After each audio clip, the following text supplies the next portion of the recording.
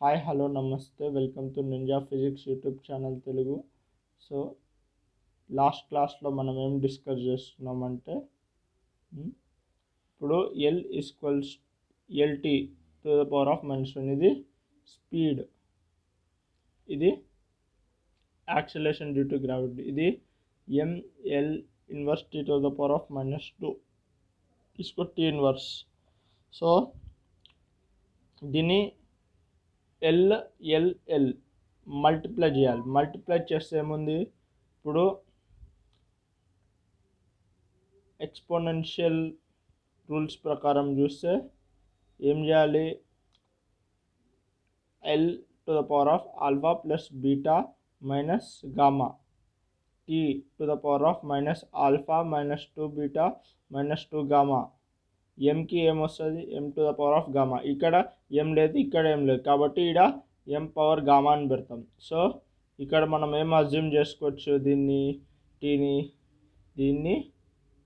ఎంని ఎట్లన్నా అజ్యూమ్ చేయొచ్చు, ఇది M0 L0 టీ పవర్ -1 అని అజ్యూమ్ చేసుకోవచ్చు దీన్ని. సో ఇప్పుడు కంపేర్ చేసుకోవాలి దీన్ని, alpha plus beta minus gamma equals to 0. ఇక్కడ గామా 0 ఉంది కాబట్టి ఏం చేయాలి, డైరెక్ట్ సబ్స్టిట్యూట్ చేయాలి, ఒక రిలేషన్ వస్తుంది తర్వాత ఆల్ఫా ఈక్వల్ మైనస్ బీటా. ఇప్పుడు మనం ఇంకో ఈక్వేషన్ తీసుకుందాం, ఇది అనుకో -ఆల్ఫా -2 బీటా -2 గామా. ఇప్పుడు దీనికి పైన -1తో ఈక్వేట్ చేస్తున్నాం, ఇది ఈక్వేట్ చేస్తే తర్వాత ఏముంది, మైనస్ అంతా క్యాన్సిల్ అయినాక 1 వచ్చింది. గామా 0 కాబట్టి 0 పెట్టేసాయి. 0 పెట్టినాక లాస్ట్గా ఒక alpha plus 2 beta plus 2 of 0 అని వస్తుంది.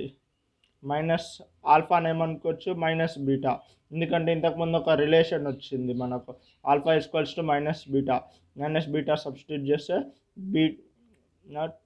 ఒక ఈక్వేషన్ వచ్చింది. ఇప్పుడు 2 బీటా మైనస్ బీటా ఏమొస్తుంది, beta equals to 1. So alpha equals to -1, ఎందుకంటే ఆల్ఫా ఈక్వల్స్ టు బీటా ఒక రిలేషన్ ఉంది కాబట్టి. ఇప్పుడు ఏం చేయాలి, కొత్త డైమెన్షనల్ ఫార్ములా వచ్చింది.